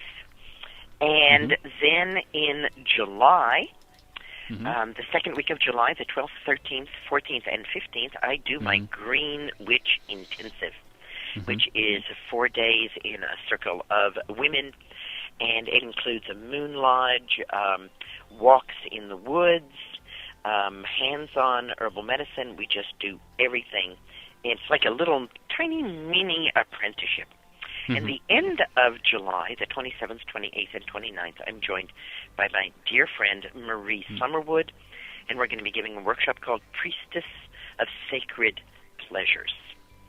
And both Marie Summerwood and I have worked very closely with Annie Sprinkle. For 10 years, Annie Sprinkle taught sacred sex here at the Wise Woman Center, and then she moved to California, and Marie and I took up that class and taught sacred sex for another 10 years at the Wise Woman Center. And then Marie has been on sabbatical for quite a few years, pursuing a career as a writer. And I convinced her to come back and do Priestess of Sacred Pleasure with me this year, and that's the end of July.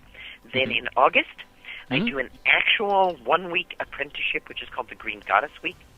And we basically work those students 26 hours a day. It's a shamanic apprenticeship. And I have 2 other teachers so that we spell each other. And you're learning each day. You get a different infusion. We talk about the infusions. We cook special healing foods with astragalus and shiitake and talk about the use of those. We go out. We make remedies. You make your own personal shield while you're here. Just a lot of amazing things going on there. And where did you not have Isla? Here we go. She's back in June. Isla Burgess is coming in from New Zealand, and that's June 23rd and 24th. And she's doing deep communication with plants. I went to New Zealand, decades ago, and taught at her college. She's a 4-year herbal college, and I brought the curriculum on listening to plants, talking with plants there. And she has so expanded it and just gone off into wonderful places on her own. And this is a whole new curriculum that she has, and I'm so pleased and thrilled that she's coming to share that here at the Wise Woman Center. And again, that is the next to the last weekend in June. And then she and I are going to go off to the Midwest Women's Herbal Conference right after that. And As I mentioned, there are moon lodges every month at the Wise Can you Woman tell us? Center. Can you tell us what is a moon lodge so that people would know what it is? I mean, I know that people that go there, and probably there are, your people that are interested in your books and the Wise Woman Center. They know what it is, but some people don't really know what it is. What is a moon lodge? And a moon lodge can be anything, but basically it's a time and a place set aside for women to gather to honor themselves as women. Yes. Okay. Good. It's as simple as that. In my moon lodge, we sing and we dance and we pass the talking stick. Now, the actual talking stick that we pass is a woven red cloth.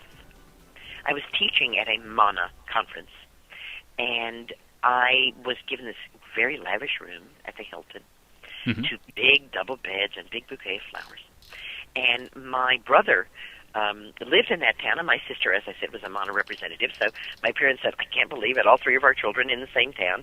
And they drove up from Southern California to be with us. And we went out, and when I got home, someone was sleeping in my bed. And someone was sleeping in the other bed, too. So I roused the one who was sleeping in my bed and got her into the other bed and went to sleep. When I woke up in the morning, I discovered that they spoke as much English as I speak Spanish. Not much. And so, in, trying to bridge this gap here, I pointed to the bouquet, and I pointed to myself, and I said, curandera. And they pointed to themselves with big smiles and said, si, curandera, curandera. And then I pointed to the flowers, and I said, curandera plantes.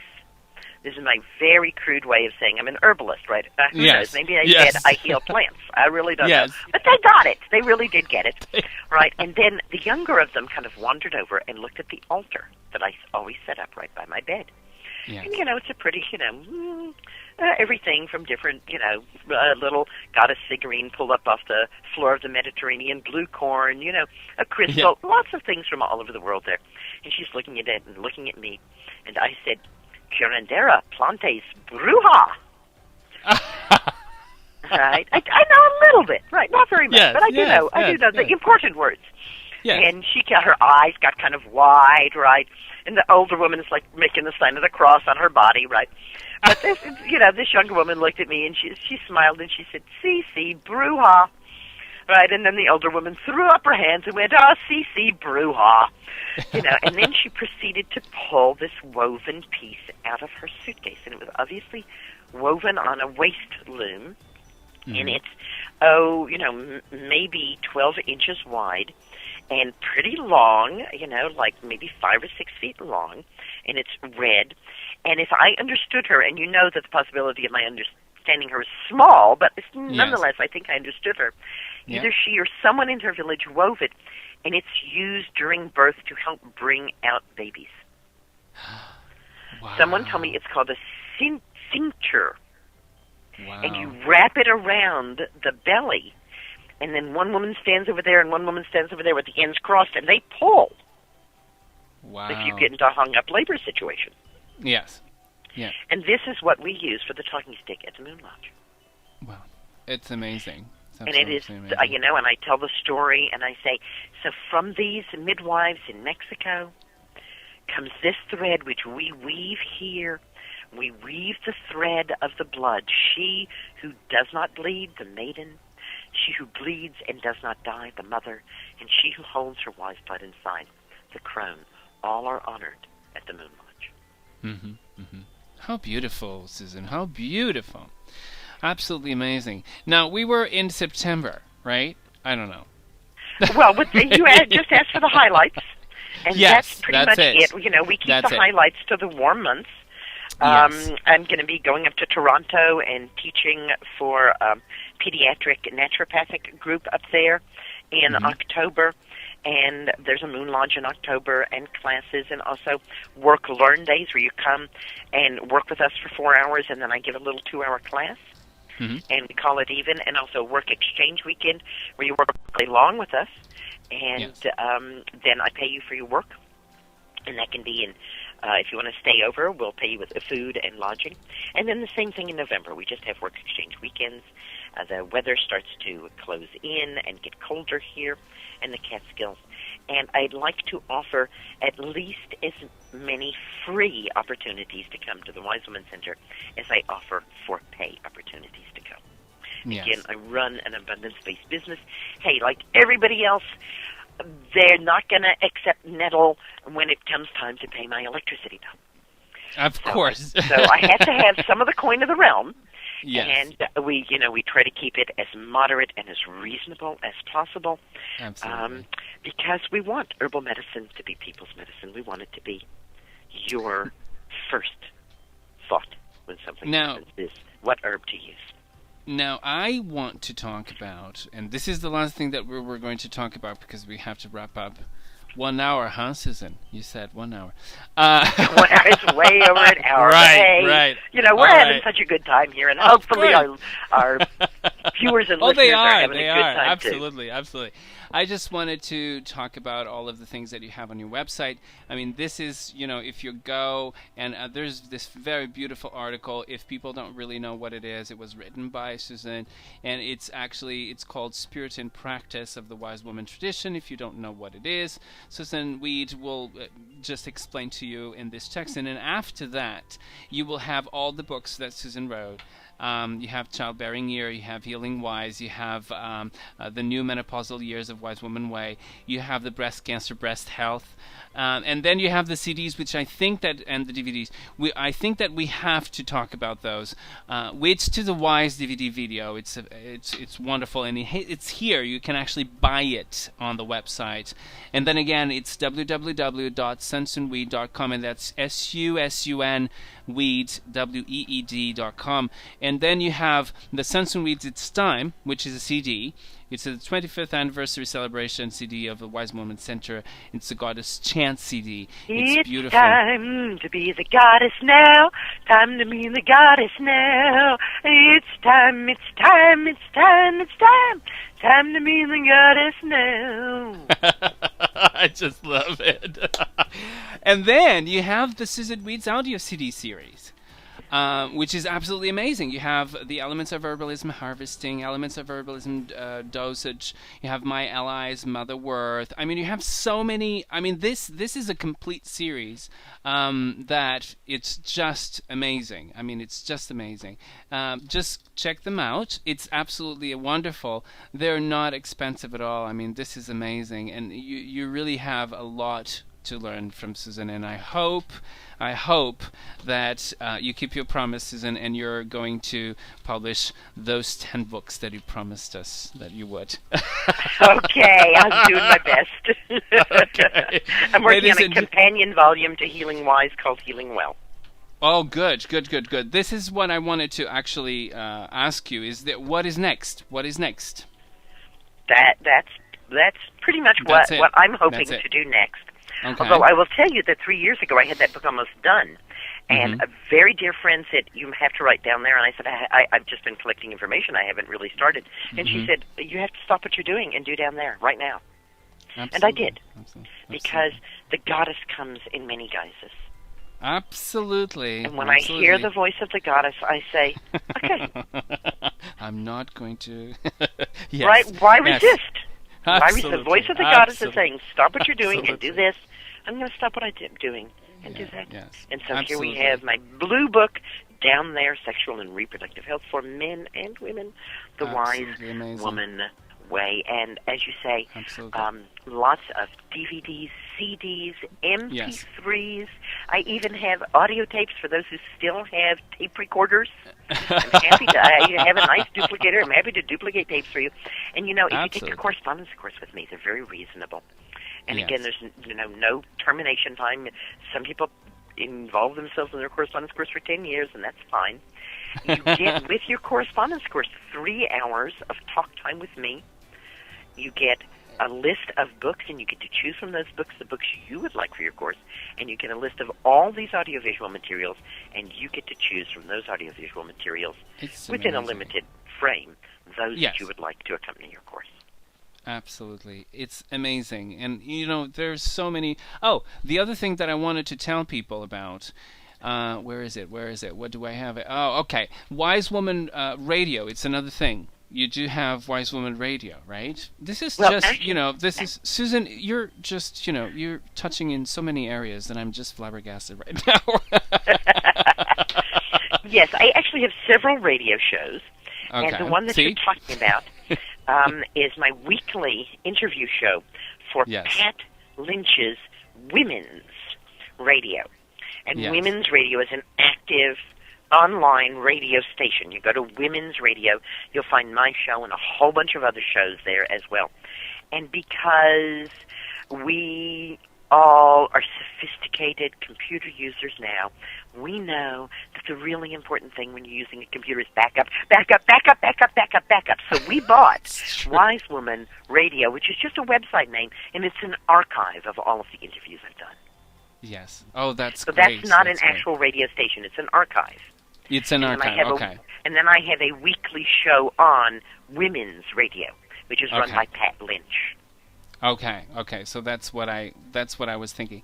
And then the other one is Wise Woman University, .org, which I Yes. think that we should talk about because that's where you're going to get the courses. And there's so many. I mean, it's amazing. Meet the instructors. You have all the instructors, and you just click on them and know what they are, who they are, what they did. Childbirth year, divine feminine, energy healing, health and well-being. I mean, you have so many things. Herbal medicine, menopausal years, moontime, course. And I mean, it's just...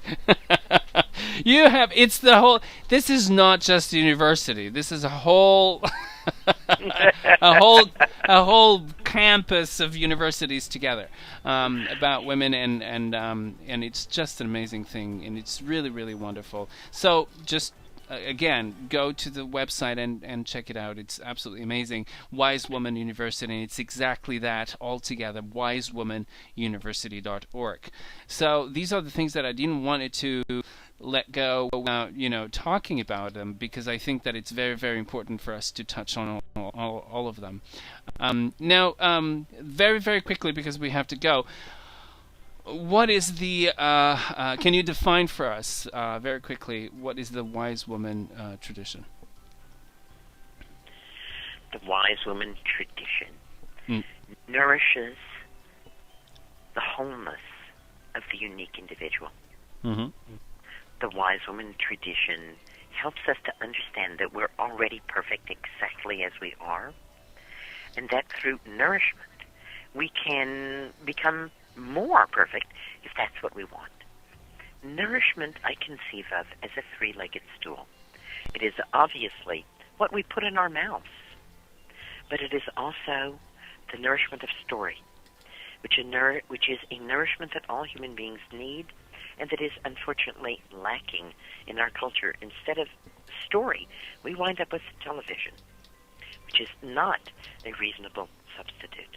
No. And a theme that you and I have touched upon over and over again in our time that we've been talking, and that is compassionate listening. Absolutely. To have someone who will listen to you without judgment, who will listen to what's going on with you, is a vital and necessary aspect of nourishment. And that's what the talking stick does, is it gives us all the time to be heard and to be seen. And that's why every one of my classes starts with a talking stick. Every one of my workshops starts with a talking stick. If you come to the Wise Woman Center, the first thing that we'll do will be a talking stick ceremony. Mm-hmm. If you meet me at a conference, the first thing we'll do will be a talking stick ceremony. Mm-hmm. Because that is, to me, is a very important nourishment. Absolutely, absolutely. Now, Susan, you are also in Facebook, and you have it's beautiful photograph that you have here with all of these women, and it's absolutely gorgeous. I'm still waiting to be approved, Susan. I asked to be your friend. I understand. Well, here's the deal. Facebook has a limit on how many friends I can have. Oh, I know. I know. I made that limit very, very quickly, and Yes. so we had to open fan clubs, which is what Facebook will allow once you're all friended up. And I will tell you truthfully that we do have someone who goes through every month and kicks 10 to 20 people out so that we can have some new friends. Oh, that's good. That's a good thing. So I can be your friend for a little while. There is hope that you will, if you keep asking, there is hope that we will friend you. And we're not doing it because we don't like you. We're doing it because we have to play by Facebook's rules. And this is very important because sometimes people, I friend you, and then I have like 3,000, I think it's 5,000 people, right? That's the limit. It's something like that. Yeah. And, she didn't say anything and blah, blah. Well, this is what happens with Facebook, but you are on Facebook, right? Yes. And I think that the Wise Woman have a page also, right? On Facebook, yes. Maybe. The Wise yes. Woman, right?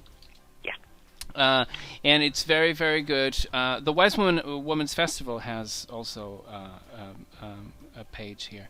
But it's wonderful. So if you want to communicate with you, what is the best way if people want to communicate with you? It's through the website, right?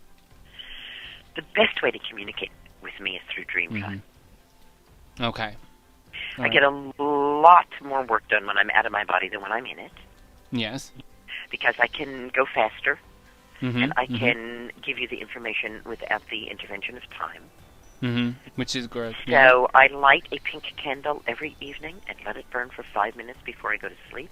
Mm-hmm. And I intend for that candle to burn away suffering, to relieve me of all the problems that I've heard during that day, and to open the doorway to anyone who would like to visit with me in Dreamtime. That's great. That's great. That's wonderful. If people want to write to you, how do they can do that? Through the email? I don't do email. You don't do email? No, I have a Wise Woman web that handles the 500 to 600 emails that are received every day. Isn't that amazing? I would never get outside with the goats if I did email. So I don't. I hire wonderful women, most of them at home with children. Yeah. To deal with that email. And, if they really are stumped, they'll get in touch with me and then get back to you on it. If you really want my time, the best way to do that is to engage in a correspondence course. As I said, you get 3 hours of my time that way. Or to consider doing a live-out or even a live-in apprenticeship. Somebody who just signed up for a 13-week live-in shamanic apprenticeship said that she looked high and low and that I was, as so far as she could find, the only person in the United States offering live-in apprenticeships in herbal medicine and shamanism.